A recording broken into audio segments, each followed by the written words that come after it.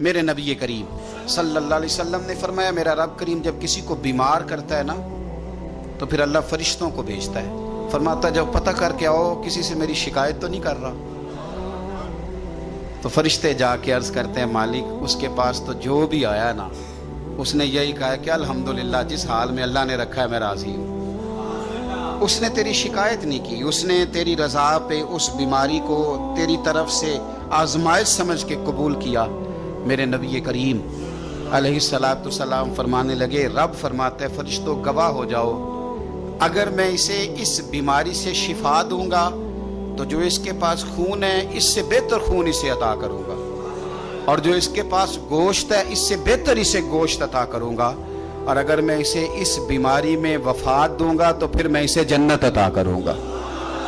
اگر شفا دوں گا تو بہترین شفا دوں گا، اور اگر وفات دوں گا تو پھر جنت دوں گا۔ میرے نبی کریم صلی اللہ تعالیٰ علیہ وآلہ وسلم نے ارشاد فرمایا کچھ لوگ ایسے ہوں گے قیامت کے دن کہ اللہ تعالیٰ کی طرف سے منادی ہوگی، اس کو امام غزالی نے احیاء العلوم میں لکھا ہے، منادی ہوگی کہ فضیلت والے لوگ کدھر ہیں؟ فرشتے پوچھیں گے فضیلت والے لوگ کدھر ہیں؟ تو کچھ لوگ تھوڑے سے لوگ ہوں گے جو جلدی جلدی سے اٹھیں گے اور وہ جنت کی طرف جانے لگیں گے، تو فرشتے ان سے پوچھیں گے بھئی تم فضیلت والے بھی ہو اور جلدی جلدی جنت میں جا رہے ہو تو بتاؤ تو صحیح تم اصل میں ہو کون؟ تو وہ کہیں گے ہم وہ لوگ ہیں جن پر ظلم کیا جاتا تھا تو ہم صبر کرتے تھے،